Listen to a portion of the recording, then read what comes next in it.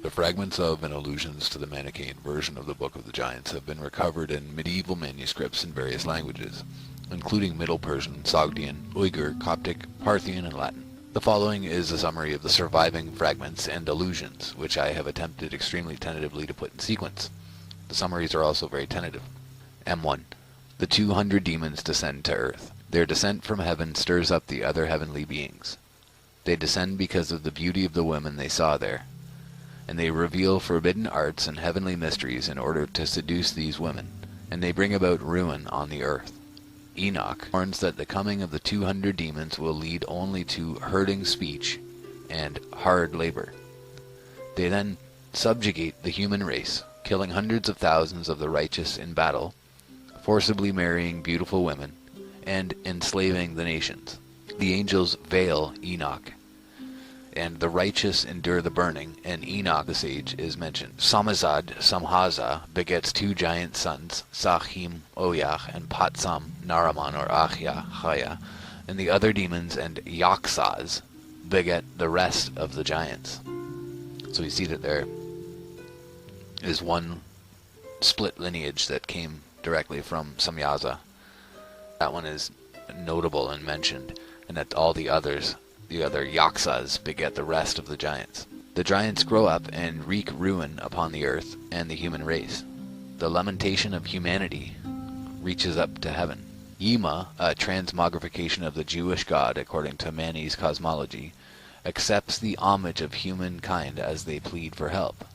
And someone boasts that Sam and his brother will live and rule forever in their unequaled power and strength. The giant Hobabas, or Humbaba, robs someone of his wife, and the giants fall out among themselves and begin killing one another and other creatures. Sam and his brother are mentioned. It appears that Sam has a dream in which a tablet was thrown in the water. It seems to have borne 3 signs, one portending woe, one portending their flight, and one portending their destruction. Naraman then has a dream about a garden full of trees and rows, and 200 of something, perhaps trees, are mentioned. Someone recites a list of proverbs involving contrasts, usually between the lesser and the greater or the derivative from the source. Naraman tells how he saw in the dream some who were weeping and lamenting, and many others who were sinful rulers. The giant Mahoe, son of Virogdad, Barachiel, of 1 Enoch 6:7, hears a cautioning voice as he flies along at sunrise, and he is guided to safety by Enoch the apostle and the heavenly voice, which warn him to descend before the sun sets his wings on fire. Shades of Icarus. He lands and the voice leads him to Enoch. Enoch interprets this dream, indicating that the trees represented the egregori, the watchers, and also mentioning the giants who were born of women, something the trees are pulled out of.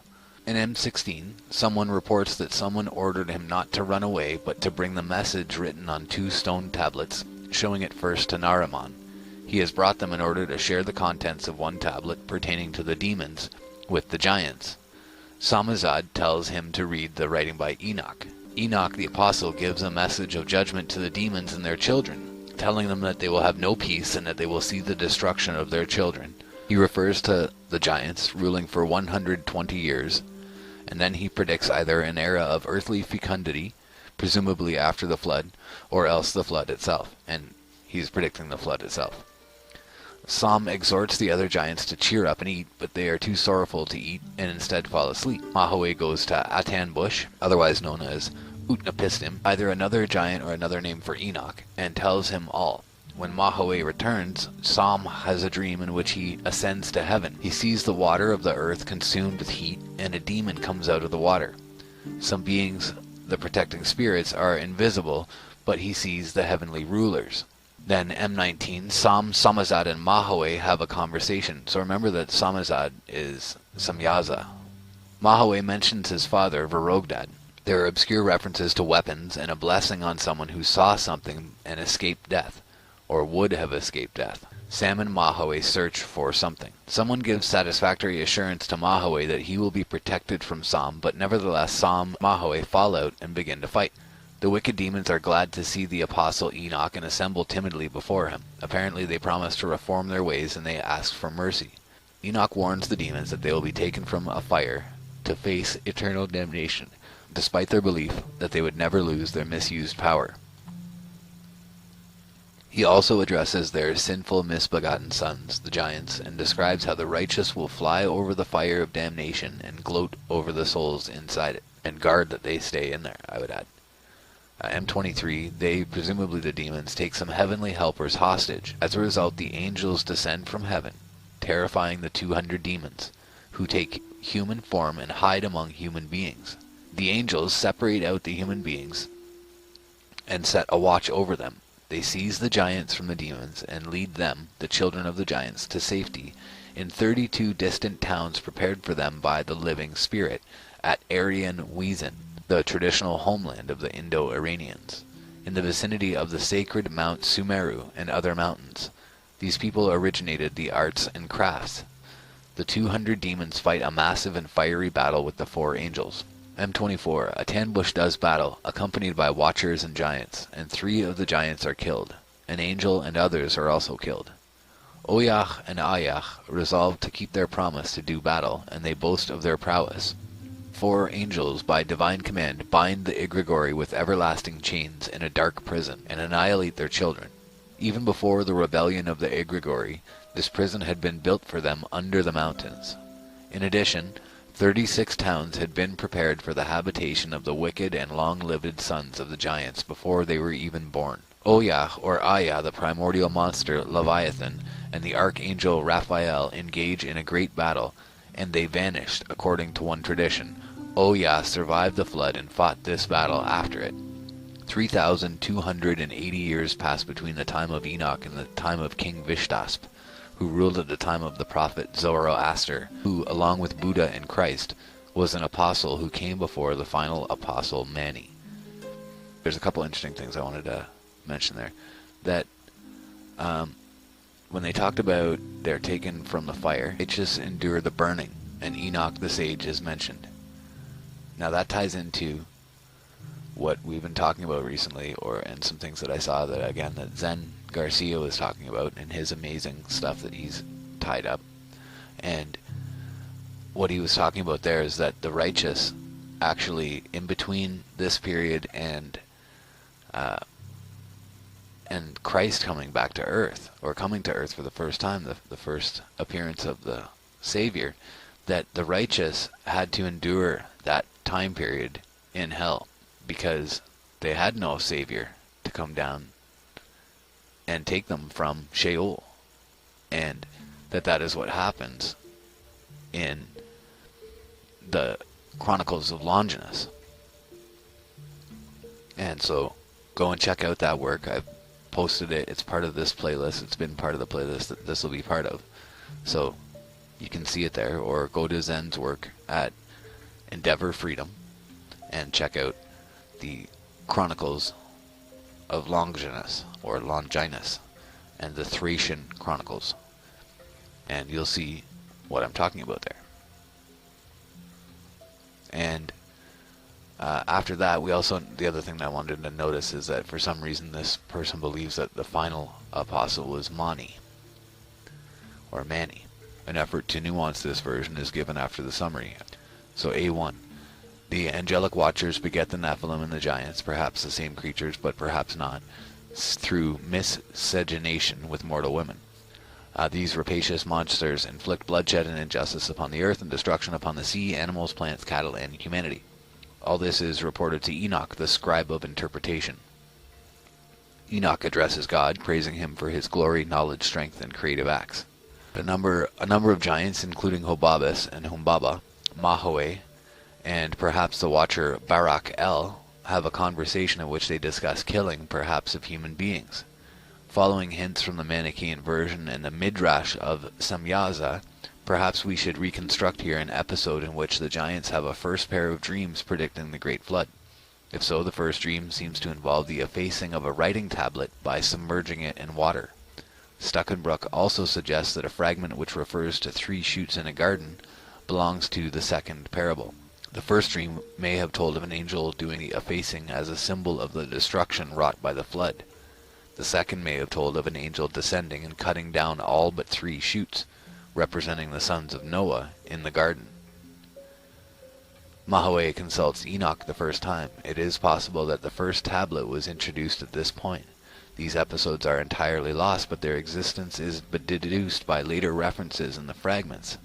The giants Oya and Mahoe have a conversation in which Mahoe tells Oya something he heard while in the presence of his, Mahoe's father, the watcher Barachiel. Oya responds that he too has heard of 4 marvels, and he starts to make a comparison which pertains to a woman giving birth. There is a conversation among the giants in which one of them admits that, despite his own might, he has been unable to prevail in war against some heavenly beings, presumably the archangels. Oya mentions an oppressive dream which has disturbed him, and someone tells the giant Gilgamesh to recount his dream as well. Oya says something to his brother Haya about the watcher Azazel, the watchers and the giants. In another fragment that may continue this speech, one of the giants resigns himself that there is no escape and that he and the others must die for their misdeeds. He refers to a vision that hinders him from sleeping. Someone enters the assembly of the giants. Perhaps a conversation continues in which the giants anticipate with dread their coming destruction in the flood for their sins, in which they will be stripped of their form and reduced to being evil spirits. The watchers tell the giants that they themselves are imprisoned and perhaps that the giants are being defeated. Mahoe and the 2 tablets are mentioned. The second tablet is now read. It is a letter from Enoch to the watcher Semyaza and his companions, and they are rebuked for their and their sons, the giants' corrupt acts, which have come to the attention of the archangel Raphael. They are warned of imminent destruction and ordered to release their hostages and to pray.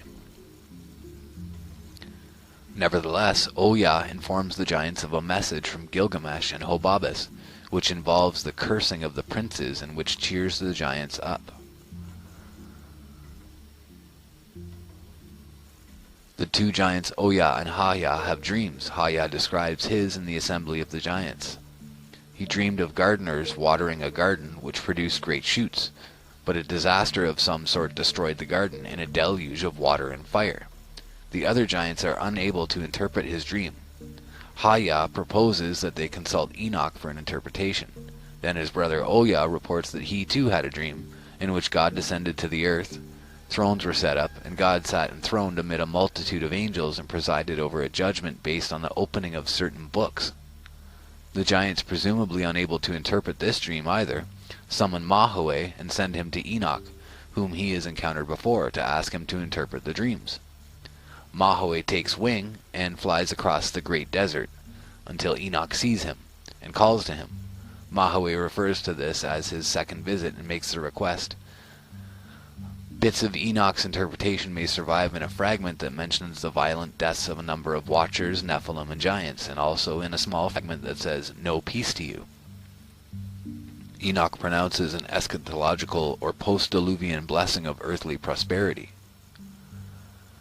Presumably much of the story came after this point and is now lost. Reconstruction of the Aramaic Book of Giants remains extremely subjective, but a number of objective factors limit the possible arrangements and point us in certain directions. The most important external factor is the assured sequence of fragments in some of the manuscripts based on physical joins. So we see that they're having problems with putting these things together and seeing how clearly they line up. A third factor is the internal evidence of the fragments themselves. Stuckenbrook, building on Garcia Martinez's comments, allows for passages that pertain to the early part of the Watchers Giants narrative when the giants are free agents after they, or better the Watchers, have been imprisoned. He also points to the reference to 2 tablets in A10, with the second tablet being read later than the first, and to Mahoe's second visit to Enoch in A13. In both cases, earlier lost portions of the narrative are hinted at. The biggest difference between Stuckenbrook's sequencing and those of some other commentators is that he reconstructs 2 pairs of 2 dreams. Beyer, Reeves, and Garcia Martinez group the fragments pertaining to dreams into one episode. Cook, however, does reconstruct multiple dream episodes, although not in precisely the same order as Stuckenbrook, and Puek accepts the necessity of an earlier pair of dreams, although he does not accept that the material assigned to the second dream by Stuckenbrook in A5 belongs there. He puts it correctly, in my view, in the first dream. So we see that they really are fighting over how these reconstructions go together.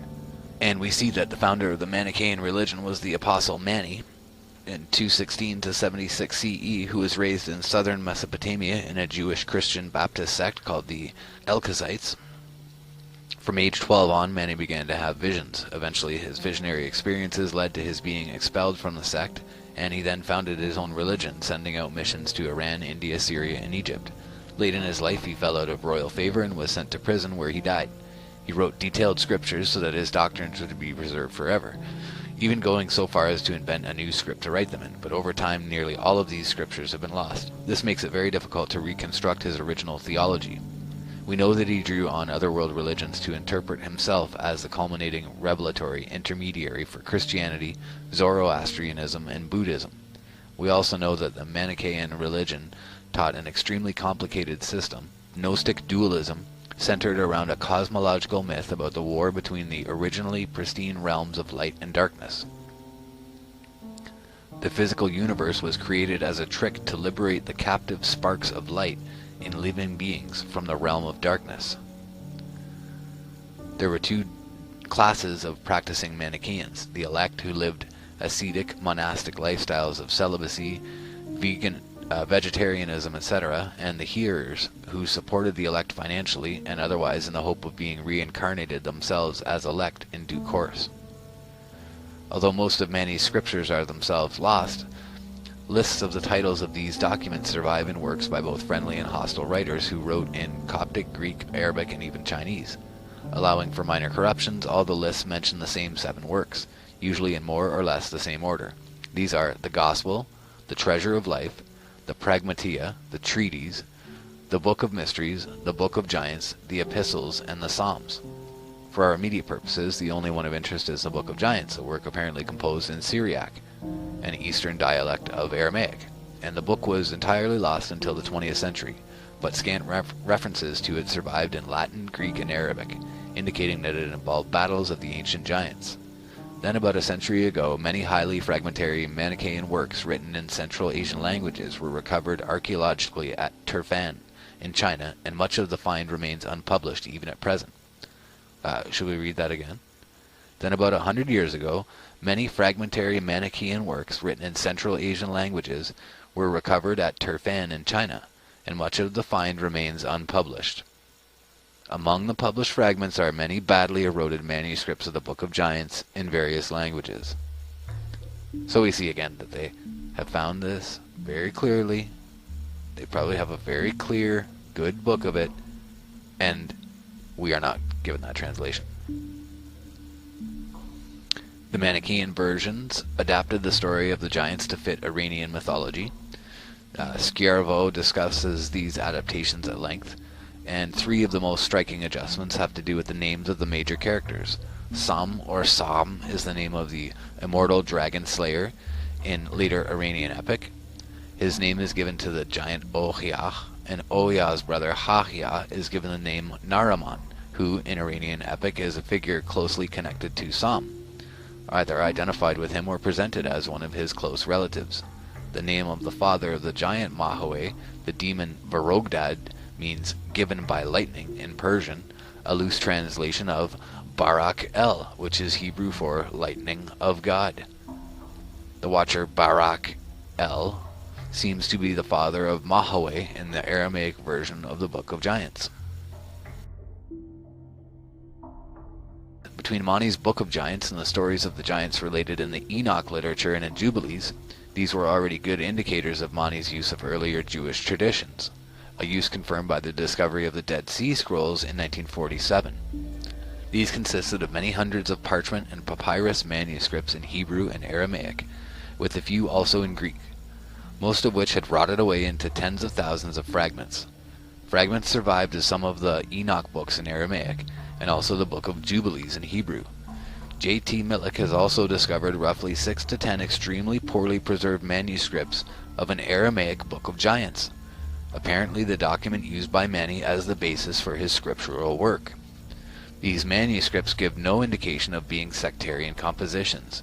Their paleographic dates fall roughly across the 1st century BCE, so presumably the book was composed before this, although how long before remains open to question. The kernel of the same story appears in the Bible in Genesis 6:1-4. But as with the Book of the Watchers, it remains debatable whether the traditions about the Watchers and Giants are creative expansions of the Genesis passage, or independent transmissions of stories that have been summarized and truncated in Genesis. So, and then it talks about the Midrash of Semyaza, which Milik has published and translated in his edition of some of the Aramaic fragments of the Book of the Giants. And this work tells how at the time of the corrupt generation of the flood, the angels Semyaza and Azazel make a bet with God that if they were to descend from heaven to earth, they would be able to resist the lure of the evil inclination. But after descending, they promptly lose the bet. They notice the beauty of mortal women and cannot restrain themselves from becoming sexually involved with them. Soon they find themselves revealing heavenly secrets to their mortal wives. Semyaza begets sons named Heya and Aheya. The angel Metatron, another name for the deified Enoch in the Hekalat traditions, sends them a warning of the coming flood. Heya and Aheya each have a prognostic dream. In the first, an angel descends from heaven and scrapes an enormous stone tablet with writing on it, which was spread across the whole world until only 4 words remain.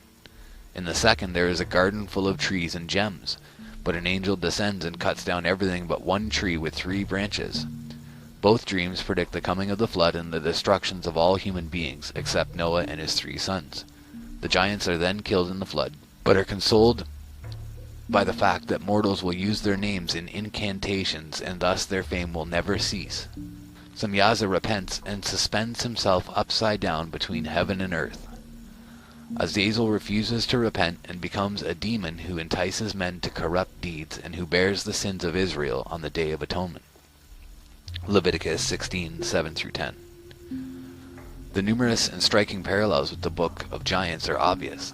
Although there is only one pair of dreams in the Midrash of Semyaza, Stuckenbrook argues that the original Book of Giants had 2 sets, and that this may well be true also of the Manichaean version. Moving now from history of transmission to background influences, we should note that the Aramaic Book of Giants draws on ancient Near Eastern myth rather, as the Manichaean version draws on Iranian.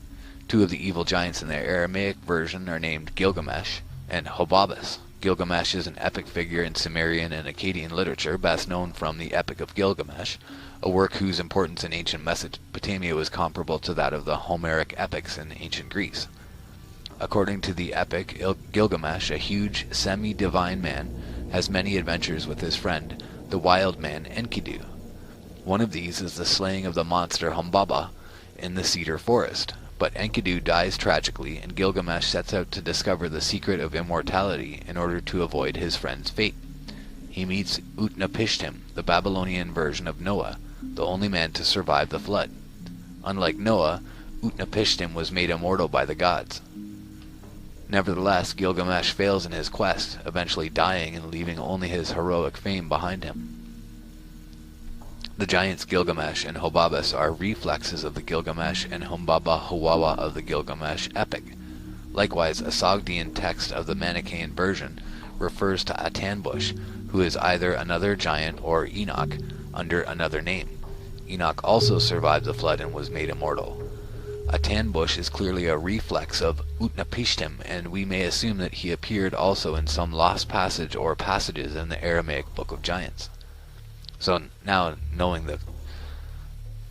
this more clearly, we can see that that's not what happened. It's just that they simply gave their name to that person. That's the name that in their culture that they had given to that person, when really it was 2 cultures on the opposite, or not even necessarily on the opposite, but on just in different places looking at the same person and calling him a different name. But really, and then retelling the story, and you can see how it's kind of a case of the broken telephone, where when he's speaking to one culture that has one language, that entity is given a name in their language, but to another culture he's given another name. And so you see that it's the same story, and then there's just a bit of broken telephone in the way that the story is told. Just the fact that they have different names, we can actually correlate and see that those names really are the same name and they're the same person over and over. Like Semyaza and Gilgamesh and Utnapishtim, that these are really, they're the same people, just with a different name to a different culture.